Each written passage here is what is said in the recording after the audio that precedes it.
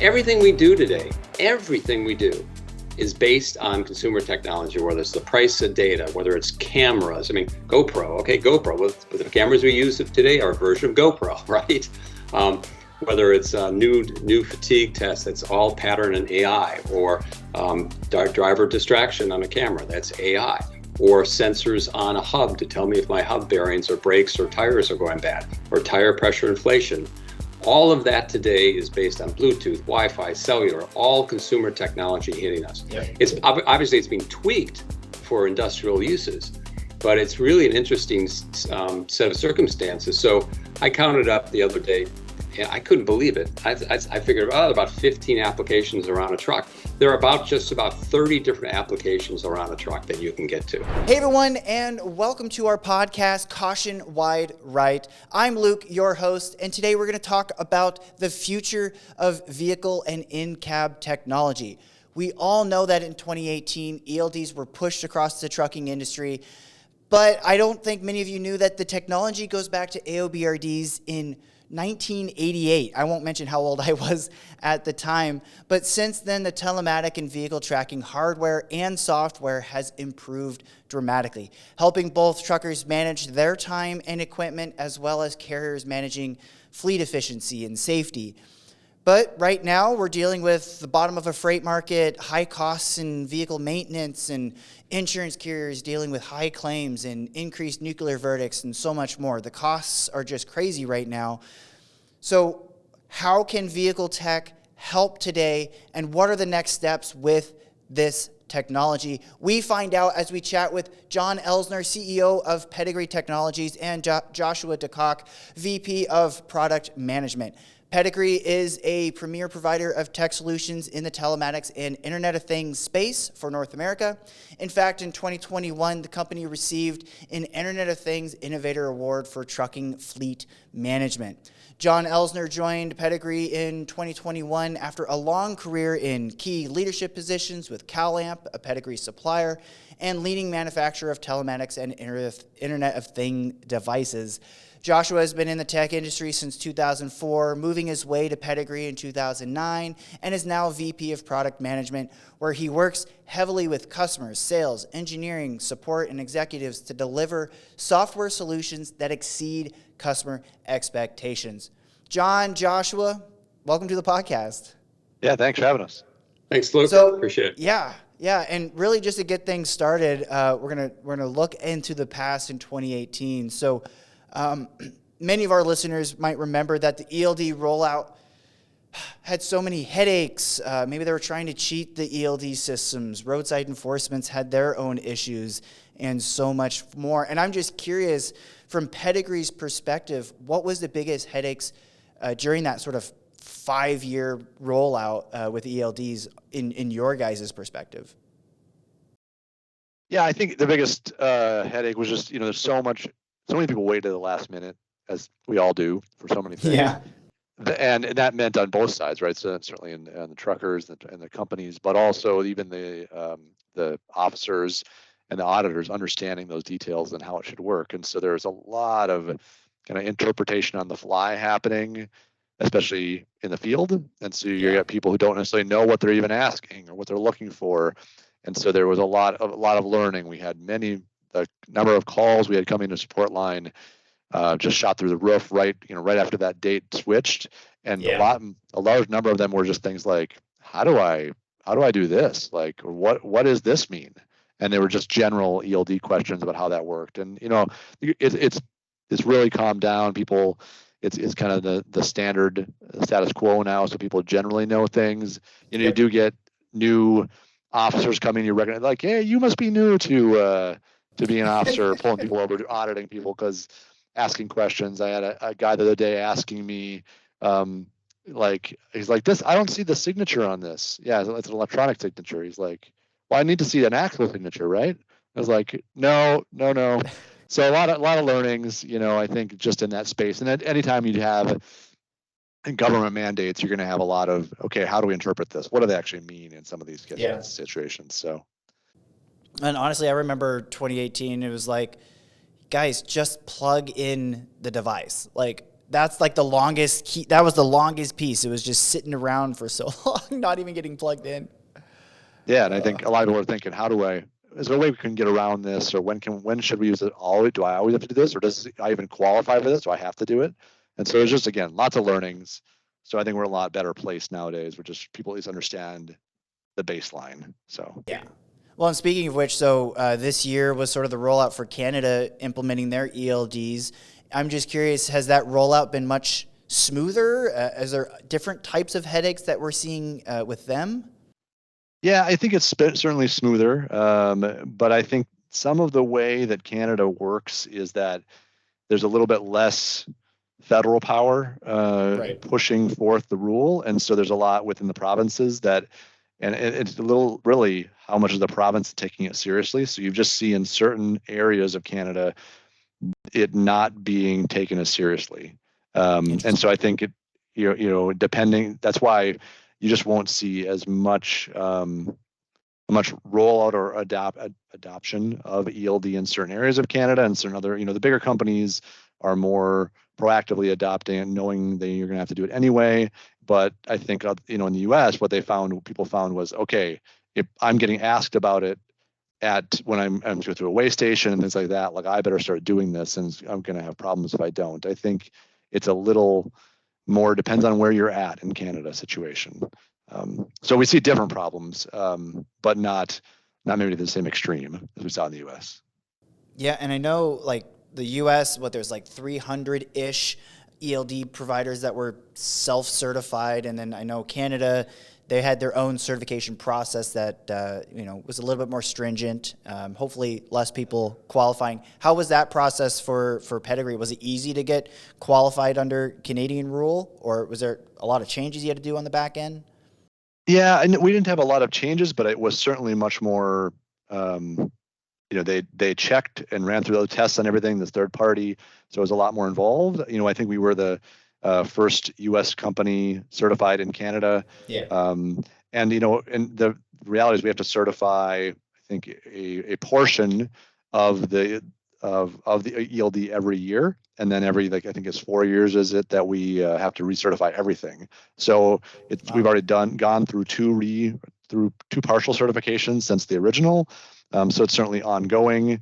And again, I think it's good. It's better for everyone. It's better for for the in the US, the real problem was self-certification meant that really it ended up being on the carriers. If the carrier didn't pick and actually know what they were doing, they could easily pick someone and it would be on them, right? It would be their fault in effect, and they were the one who gets the fines, and not the ELD provider. So I think it's much better in this situation, and I would never select an ELD provider in the US that wasn't also certified in Canada, because you're really just opening yourself up for risk. Yep, totally. And I'm curious, so obviously, what we learned, there was so many headaches that customer service was key. And I know you sort of brought it up earlier too, but customer service is key to success. And that's one of the things we strive for here at CNS. But how is Pedigree keeping up with managing customer service today? What are you guys doing right? How is that looking? Are you tackling it well moving forward? That's a great question. Yeah. So I think for us, support is a huge thing, right? Especially because you need an answer, and you answer quickly, because this is people's livelihood, it's their business, and we appreciate that. We really want to make sure that they are able to get questions answered. Sometimes those questions are simple questions. Sometimes it's, hey, some device failed, things happen, and so, but getting a quick answer. So we usually, I think we have more than 80% first call resolution, and usually answer the phone with less than a minute. I think recently our number was down to 30 seconds, whereas you get a lot of our competitors and their numbers are in the range of we hear horror stories, people saying, I call in and I don't hear back for a week or more than a week. And it's like, that's just not acceptable, right? So I don't know how you can work with someone else, but that doesn't care about your business at that level. So it's critical for us, and it's always a top priority. We want, right, and we're okay with some other companies will also say the drivers cannot call in, only the managers can call in, and they work with the drivers.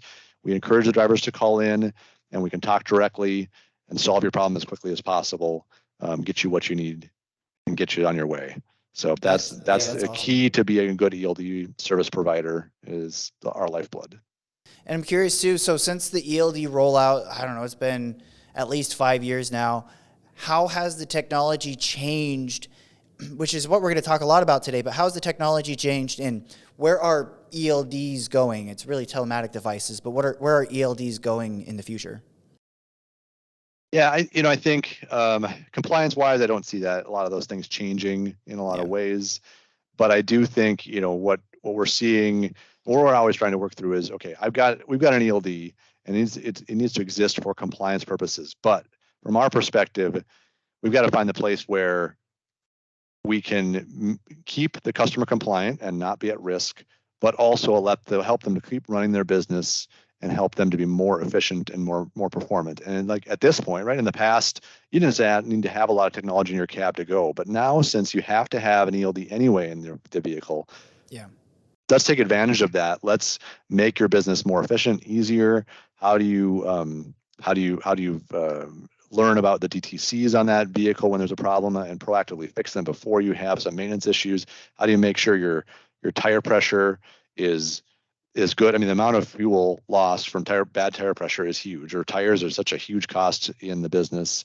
And we're always looking at new technologies that we can leverage, and just really, there's really a beachhead in that vehicle now with this, the tablet, and the tablet is using for an ELD, or a phone used for an ELD. And so why don't we leverage those and take it a step further? So we would even say, like, good examples would be things like, hey, I need to do some businesses need to do a yard move, and they do that around their yard all the time. But then there's this complexity of the drivers maybe not moving those vehicles, but a yard jockey's moving those vehicles. And so how do we help deal with that, and having ELD records, and we're going to make that yard jockey log in every single time and create unidentified records. So we're just always trying to think about ways to handle that better. So we're doing things like, you can mark a geofence for the yard, and then as that vehicle moves around that yard, if someone doesn't log in, we're going to automatically recognize that movement was all within the yard, not on the road. And we can automatically mark that and annotate that unidentified record as a yard move. And that's a big deal, because now the amount of management going into unidentified records from yard moves, you could just have this person devoted to doing that full time. So the more we can automate those things and simplify those things, all the better. So we're always looking for different ways, and different ways to see overall how your fleet's doing, right? What areas do you have maybe more unidentified records coming from? Is there a certain region or certain situations that's causing those? Are there certain types of HOS violations? For us, it's all about, like, how can you look at your whole fleet and your risk in the moment? So if you got an audit that came in today, show me the exposure I have and where I need to focus my efforts now, and really, one at a time, I can just go knock each one of those off to make sure I get I'm as compliant as I can be and deal with those problems. As opposed, you don't want to find out about those problems from an auditor that comes in, right? You want to know now. So we're just trying to simplify that. And we've heard a lot of great feedback from our customers saying that the ability to see where my problems are, what to focus on, and then where to drill down into to improve those problems makes their life so much easier, right? Because there's a lot to know in compliance and ELD and trucking, and so the software really can guide you down the path to take to keep you compliant. And so that's really, we're always trying to find ways to simplify those things. And what we always hear from people is, I am so busy, I have so many things to do, I don't have enough time in my day. And so when we say to someone, hey, we have maybe a new feature, one of the things they're always saying to us is, well, are you asking me to do more with the little time I have? And so our answer, we're always thinking, as we're building now, we got to find ways for the technology to do the heavy lifting as much as possible for the manager, for the driver.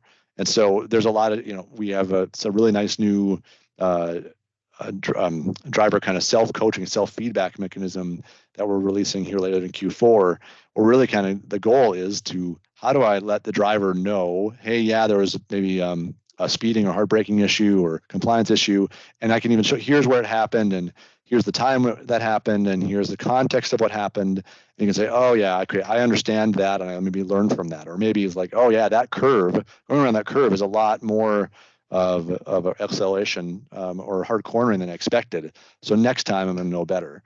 And then look, no one wants to have their manager call them and tell them Right. how to do a better job. So if I can just maybe keep that more of a direct feedback loop so I can improve myself and improve the business.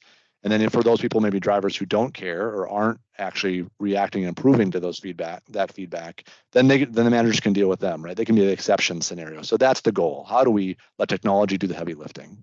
Yeah, it's just to highlight that. I mean, I think the tablet, was one-dimensional 5 years ago. Now the tablet is going to become much more interesting because it becomes the control center, the entertainment center, even for drivers. So drivers may not have to do tire pressure management if you've got a system that is letting the driver know what the tire pressure, overinflated, underinflated, is ahead of time. They may be using that, as Josh just mentioned, for self-coaching. They might be using it for a set of training when they're off the road. They might need messages coming back and forth. So it's a communication console. Maybe even something, cameras can tie in and whether it's camera designating fatigue or some level of other AI, you can have the fatigue warning coming up on the tablet. You can have speed warning. So you're going down a curve in the Rockies, better slow down. We know you have a full load. 55 isn't really what you should be going. You should be going 52. So these sort of proactive things that can actually help a driver and simplify a driver's life is now becoming possible because you got a piece of hardware in there that has to be there, and new applications are popping up all the time. And I think the really important thing is, I think sometimes people are afraid technology is going to be used against drivers. But the reality is, like John said, if it can detect fatigue, it should be the ability to tell the driver, hey, get a cup of coffee. Hey, tell your manager you need to take a break for 5 minutes or 10 minutes, whatever it might be, as opposed to being pushed to drive past your limits, right?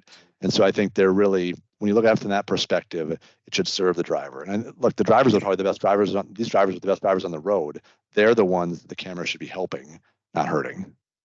Oh, totally. And it should be about creating a safety or a team of, your management should be cheering you on. Your management, this data can also show, hey, you're doing this well. Yeah, you made this mistake here. Here's something you did well. Using it as a training tool. So kudos, and let's make it work better. I totally agree. And I think that's one of the things I liked most with Pedigree the last couple of years, like the driver scorecard. So if you got a lot of drivers, hey, whether they're having a harsh braking issue or other issue, they can sort of score these little, whether it's mistakes or things red flags that pop up, just that we know that for safety or for insurance to look at. Hours of service issue that frequently pops up. Then you can sort of create a score around it, measure how people are doing, and then using it into a training tool of hey, well, here's where you need to improve. You're doing good here, but you need to improve here. I'm curious, for driver scorecards specifically, what are you seeing fleets utilize the most for what to monitor, what to measure? Yeah, I think the classic things are the most obvious ones when it comes to hard braking, and posted speed limit violations. Right. I think those are the most. I think the next natural one ends up being idling time, because idling costs can be high for fuel. I think we built our scorecard to really say you should be able to decide what matters to you, and maybe today you start with those classics and that basic safety one, but maybe you want to add in tracking about HOS violations, or maybe it's how many unidentified records you're having, or maybe how much you're tailgating. And I think what we often find is that for everyone starts at a certain point, and as they improve, then it's well, that problem is falling off and your grades are getting better, and it makes sense to add maybe another factor in there. And so I think we're seeing newer factors coming into the scorecards, and I think we're seeing, what we have too. Even we have a scorecard you can put on the driver, but you also can put one on the equipment even, and say, hey, what's the scorecard on that truck? And hey, the score is not very good because your tire pressure's low, right? Your score's not good. You've got a bunch of DTCs on there that are not being dealt with. And so you got to make sure the health of that vehicle is good and the health of that driver performance is good. And, in the future too, I think there's going to be more consistency in rating fleets, whether it's an insurance credit card score or even and insurance companies, they're going to go lowest common denominator. So how many miles you drive? Are you driving at night? But also even things with respect to nuclear verdicts. If I can tell a company, hey, your score is a little bit low and you're more susceptible to a nuclear verdict because you're not following these 6 parameters or whatever they happen to be, that's really useful information for folks not only to understand, what their safety exposure is, but also what their liability exposure is to people who want to, just take them for all they're worth. So it's sort of an interesting new concept that we're investigating, actually. No, it's fantastic. And I mean, there's so much technology out there. I do want to take a step back for like what the vehicle can do. So today, a lot of people, maybe they're new to the industry. Maybe, they haven't gotten their CDL yet. They might think of a truck going down the road. It's just a diesel engine and a trailer hauling loads. That's not what it is anymore. There's so much tech all the way around the vehicle, inside, outside, trailer, front. I'm just curious, what are some of the most common or top asset tracking tools that are available around the truck? And what are the most common that you see being, most useful being implemented with Pedigree? So I'm going to take that at a high level first. So, okay. The business that we're in, this telematics business, it's really applying sensors to collect information, and then you can act on that information.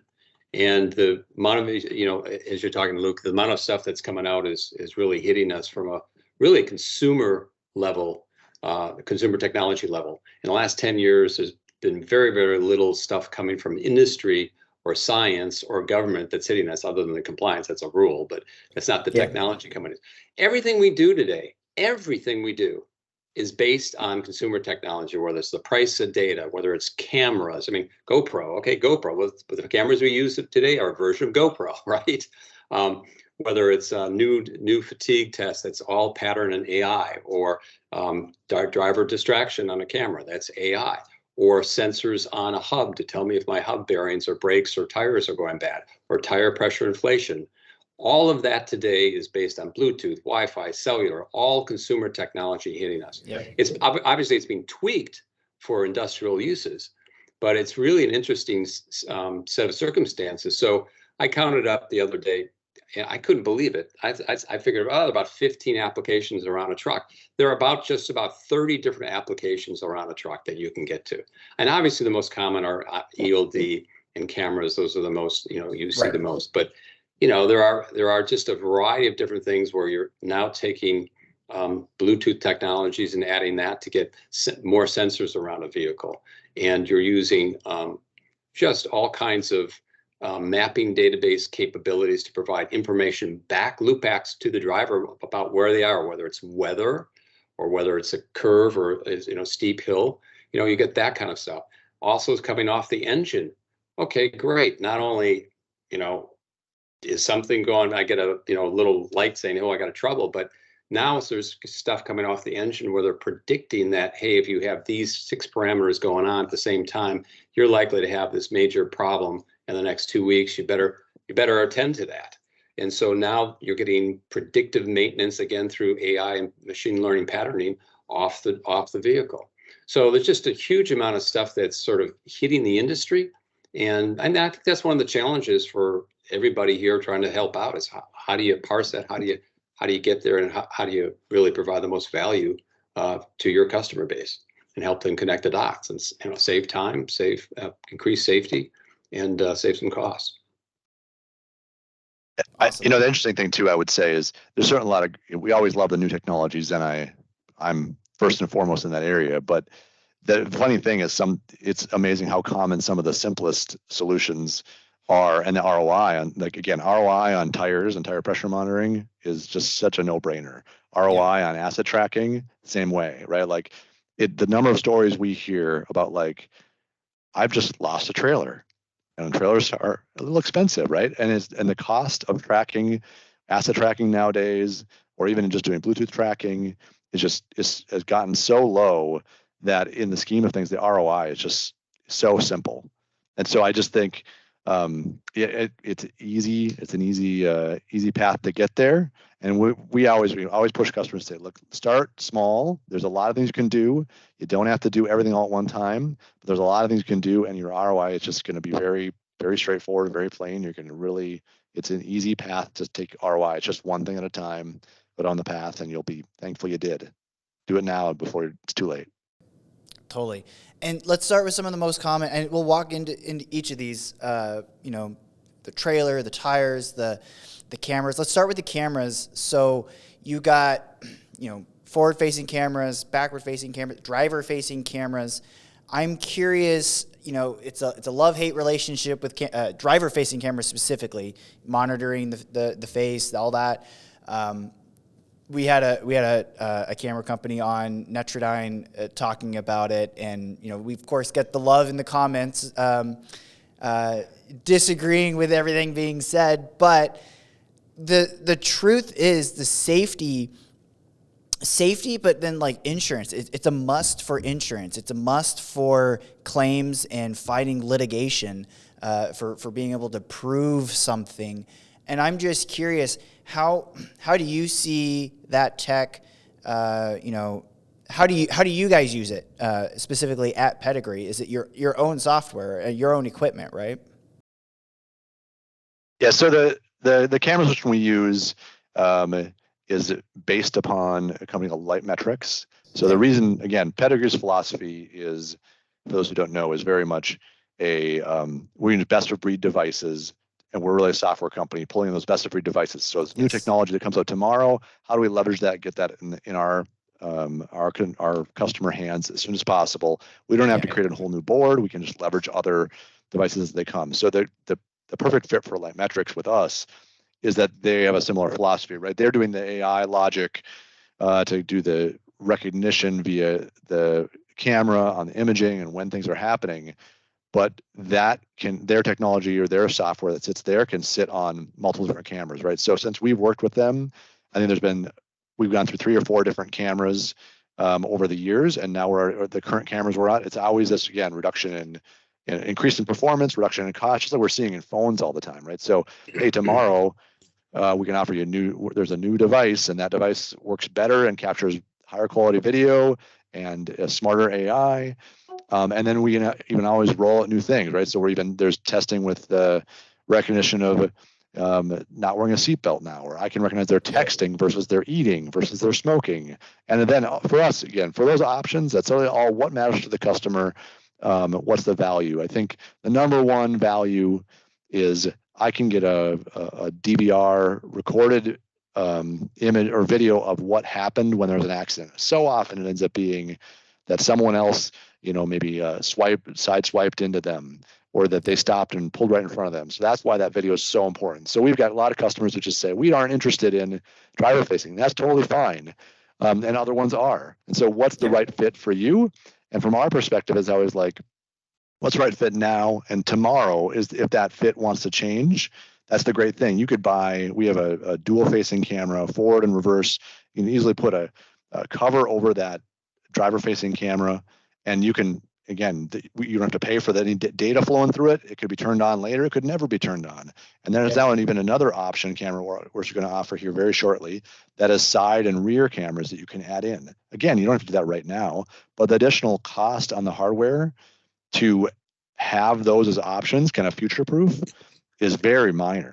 So I think that from our perspective, it's just like, hey, let's put the options out there, because we're not moving to a world of less technology, right? We're moving to more. So how do we enable those things? How do you say, hey, tomorrow, let's upgrade your scorecard to check and see if we'll track if your drivers are wearing their seatbelt. And before we didn't care. Now we do care because there's safety reasons. Maybe insurance will drop, costs will go down. So we want to give flexibility. We want our customers to have choices to be able to say, this is what matters to me today, and tomorrow I can expand into this technology. Yep. Very interesting, very interesting. And so then if you look at the trailer, there's a dozen different types of trailers. You got tanks, so you got ways to potentially monitor the fluid level in the tank. You have reefer, so you got to control the temperature. And pre-trip inspection is always interesting for each of these. Cargo themselves, whether the trailer has a tracking device or the cargo that itself has a tracking device. So if that gets stolen, that can be monitored, that can be tracked. I'm curious, how is it implemented with like with OneView, with your tech? How do they all communicate with each other? Is it the back end to the fleet manager? Is it something on the screen as well? Is it a mix of both? You want me to take that, John? Yeah, go ahead, take that. Okay. Yeah. So it depends on the scenario, right? The goal is that it's very I can do solution A, solution B, and solution C, and if I have these three solutions, it's not 1 + 1 + 1 is 3, right? It's 1 + 1 + 1. We get 6, right? We get some other additional benefits. So in the case of let's talk about monitoring, throwing Bluetooth TPMS sensors on a trailer. That's really simple. I can have that data pick up by another, maybe by the ELD or by a tracker on the trailer. And I don't have to worry about, again, that's picked up by the right trailer or the right tracker. It could be a trailer nearby it. And when I get that data back, that data goes back to the cloud, to the OneView servers. And then the driver can log in. He can see that on his ELD. It's available in his ELD to see the current TPMS. So he logs in the morning, needs to do his pre-inspection, and he can immediately see what the tire pressure is. He doesn't have to go back and check those tires. He already sees that data. He can, same for reefer monitoring, right? He's got reefer monitoring. He can see that data, and he can get notified, and people in the back office can see all that data, but he can also see that. We're working on an interesting solution around a cargo camera, so you can see how full that is. You can even see an image of what's in the trailer, things like that. So, again, what value is there, and what do you want to know? And you can start. You certainly, again, start small and start with TPMS and add other sensors on. That's the great thing about BLE sensors we're so excited about. We got some TPMS sensors. Maybe I have a hub sensor that tells me the health of the hub. Now maybe I add a door sensor. I add a temperature sensor. And, tomorrow there's another sensor I'm going to add in. Axle load sensors. Exactly. So, the exciting thing about this is that we just, with the new technology, again, this consumer technology by definition is trying to make things simpler. Now, it doesn't always work. Bluetooth had a long struggle over 15 years, right? We still have old headsets that don't, work the first time. But the technology has come a long, long way. And if you can use Bluetooth technology to replace load cells, that's okay. That's a half a day installation versus, an hour installation, right? Okay, yeah. And versus having a separate terminal in the cab versus just having that pop into the ELD terminal, was axle load or tire pressure management or door open, door closed or humidity, anything that you can pick up and that Bluetooth sensors on it. Why not bring it back in and make it easy? Tire pressure alone, think about it, right? The old days, you put the load cells in and you have to get some type of terminal up the front to let the driver know what's up in terms of each tire. Well, now it's simply, I screw it on. I screw off the cap. I screw it on, and then I do some mapping to compare. It's tire number 7. That's it. It's more like what a consumer does when you add a device to your home. You're adding a device. You're pairing it with your router. You're done. That's a huge difference, and that's just the front end. Now the back end is okay. I don't have to sell. Every year or two, there's a driver in North Dakota that's found in the spring they're thawed because they were out there in 20 below zero and they died testing the tires, doing the tire checks. No, I'm teasing here, but think about it. It's 10 minutes a time if they're doing it, and if it's extreme weather condition, it's horrible thing to ask them to do.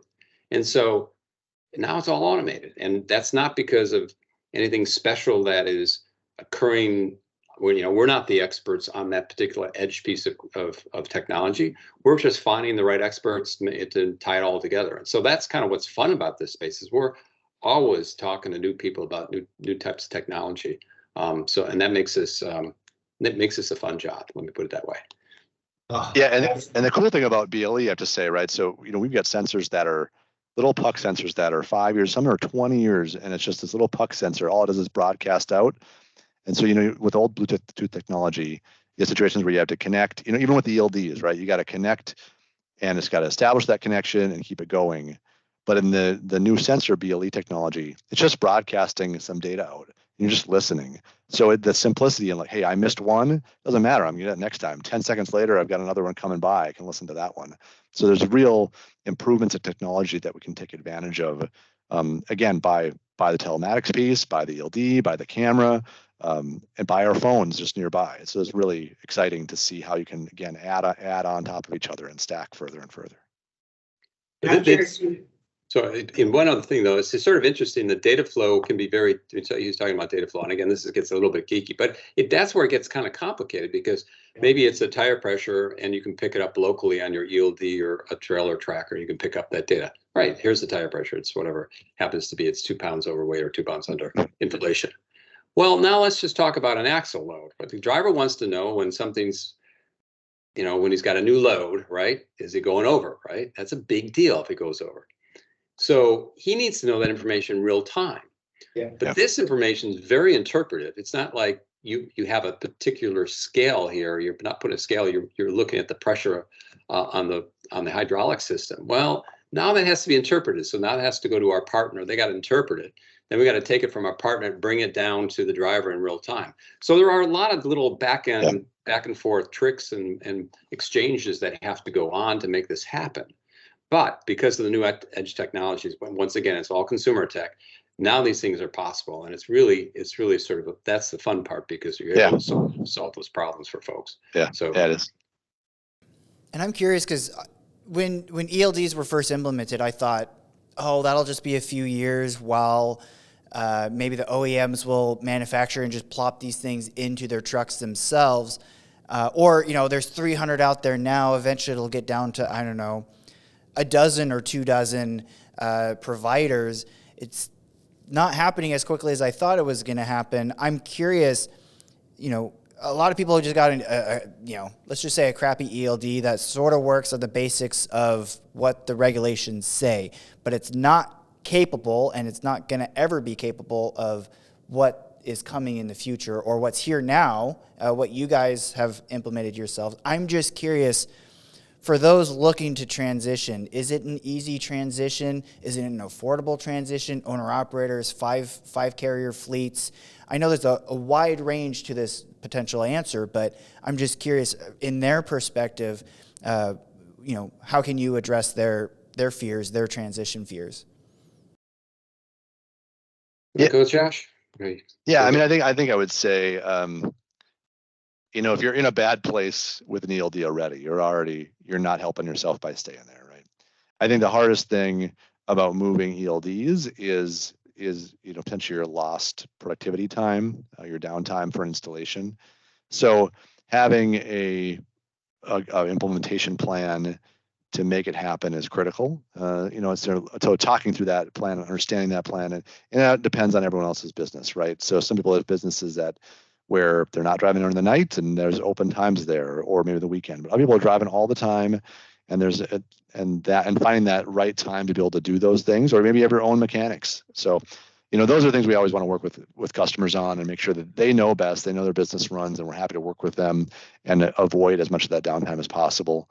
I think there's that, and there's the education piece. So there can be certainly a learning curve for a new ELD. So having an ELD, obviously you're moving to an ELD, you want to make sure you consider those little nuances of, like, does the driver get it? Does it simple for him? Is it easy for him to get what he needs? Is he able to call support and get a quick answer? We build in kind of training guides and that right into the ELD itself, so they can even watch videos and they can get some assistance and help if they need on those different things. So I think those things are just really critical, that you have support. But if you don't have a solution you can feel good about, you don't have a solution that you feel like, hey, if a problem happens, they've got my back, like, you got to run, right? That's going to cost you in if not the short term, the long term for sure. But your risk is directly going to be connected to the ELD provider you have. So the other thing that I know a lot of carriers, smaller carriers especially, okay, they were forced into this. They have an ELD or a telematic device in their vehicle. Data is being tracked, but they're not utilizing that data. They're not taking advantage of it. I'm just curious, with so many different types of tech that can go into your truck and the type of data that is being gathered, what are some tips and tricks to encourage these companies to, utilize the data, take advantage of the data? Sometimes it's maybe there's a report and then it's wrong information. Maybe there's like 7, 8 different reports before they find the right information. How is Pedigree helping with that? And again, what are some tips that they can have to sort of make that process smoothly?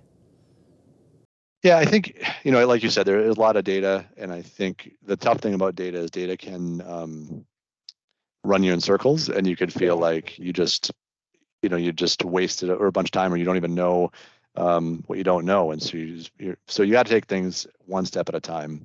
I think, so we certainly are always looking into, always having discussions. We view ourselves very much as a partnership for our customers, helping them to learn and leverage different solutions. So more of a consultative partnership.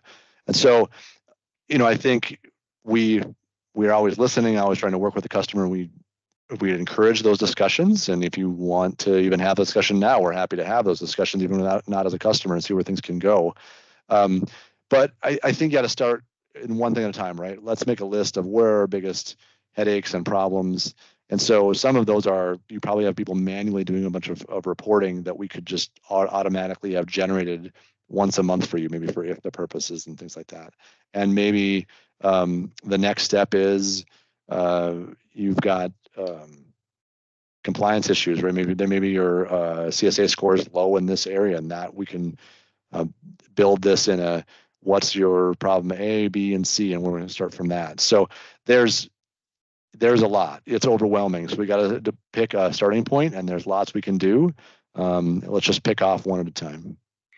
I think let me back up a little bit here. I think it's really important to start the conversation correctly with the customers. Like, here's what we can do. Here are all the training we have, and we continually update training. We do believe in working with partners like CNS, where, geez, you can come in and help because you are the compliance experts, and you can say, here's where you're weak, or here's where you can improve, dear customer. And then the other thing that we're trying to do and work in different ways to communicate with, for instance, the safety director or a maintenance director or, the owner of the company. What we're doing is creating dashboards. We have all kinds of dashboards, but we're going to make it a role-based dashboard. So it says, okay, owner, you're interested in these types of features. Great. The finance guy is going to be interested in this type of stuff. The person handling safety will be interested in these. So at least they can get the information sent to them automatically, versus having to go down to somebody and say, oh, I don't know how to use the system and pull the right report, because somebody's doing dispatch might not know how to pull a safety report, right? So there is a lot of information, and that's always the challenge in this business we're in, because we're collecting a lot of data and you can parse it a ton of different ways. And so how do you simplify it and deliver it to the right people at the right time? And that goes along to the driver too, right? Right. The driver has messaging or training or anything back to the driver or alerts. You want to do it at the right time. Certainly we do things, ELDs turned off at certain times and on at certain times. When you're driving, you don't want to get stuff, right? So it's how you deliver the information at the right time and to the right role. So that's part of what we have to do, and that's what we're doing. Yeah, and honestly, this is exactly what insurance underwriters, this is what they're doing. They're utilizing as much data as they can. I know InsurTech, like Cover Whale has programs where they're utilizing the ELD data. They're utilizing, maybe they're encouraging cameras and things like that. Insurance, there's insurance captives out there for larger fleets that sort of pushing the companies to get more and more, higher safety scores and in line and looking good, so that insurance doesn't become such an issue anymore, that it can, if premiums going up, things like that you're worried about, that you can handle it. And even just getting a baseline, if you're not measuring it currently, and you don't even know how you're doing, it could be improving, getting worse, you don't know. But even starting at a baseline, right? We're just because we're doing ELD purposes, we're talking to diagnostics on the truck, and we're going to keep track of your fuel usage, for example, right? So if you just say, here's my fuel efficiency this month, and next month it's better, or it's worse, at least I know now, and okay, what can I do to make a step to improve that? Or I know my idle percentage this month is last week is worse than this week. Okay, well, let's look. Here's the list of my drivers, and here's the worst offenders. Let's start with that. And at least you don't have to be perfect tomorrow, but improvement it is going to save you dollars immediately. Exactly. And honestly, I think, so one of the things that's awesome, you guys partner with lots of different companies. I on the list, there's, DriveWise, CNS is becoming a partner. So we're going to be utilizing and helping with whether it's audits and the compliance side of things, utilizing some of this data. You guys work with Traxon and so many more. I'm just curious, what are some of the newest partnerships that you have? I think even this year, there's three big partnerships that you guys rolled out, and what's potentially coming? Well, so some of the partnerships are rolling out with pieces of the technology. So we find Bluetooth technologies, and we find the right tracking device that can receive those Bluetooth technologies. One of the things that we came out with in the last year and a half was amazing, because I actually come from the hardware world. We came up with essentially a low $100 type device that's a solar tracker that has tracking and Bluetooth capability. That's truly the definition of lick and stick or slap and track kind of scenario.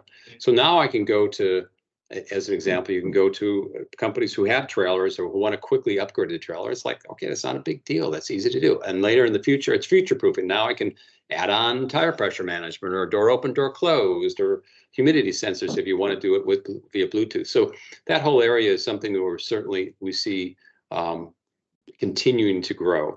And then other areas with predictive, we're talking to a few companies right now and some trials as well, where we're talking about looking at machine learning or AI, for what? Driver fatigue. There's some couple of different solutions out there. Some are taking a test, and we prefer not to take a test. Wouldn't it be much more interesting if you can just look at the steering wheel behavior of a driver to tell whether that driver is fatigued? Well, that's what we're working on, right? With a partner. I mean, that's kind of cool. Another, so I mean that's one. I'm just trying to think of the other one right now. Just have it at the top of my head. I think the predictive engine coming about. We talked about a little bit earlier. What's going on with that engine? What are the fault codes coming out of it? And how is that being interpreted to tell you you're going to have a maintenance problem in a certain amount of time? And that gives you that kind of time. Josh, what are you going to say?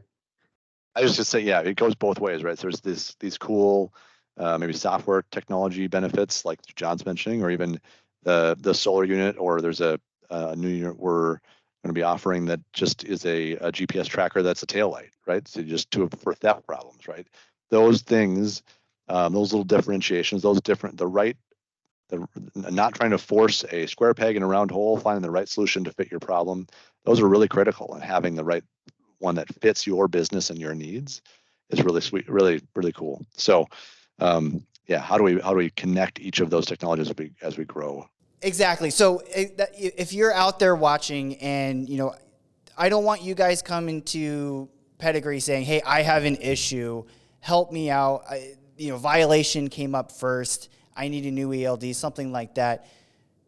Come check out us, CNS. Fill out the form below. Give us a comment down below. We will help you get in compliance. Proactive safety is what we preach. Proactive safety is really what Pedigree preaches.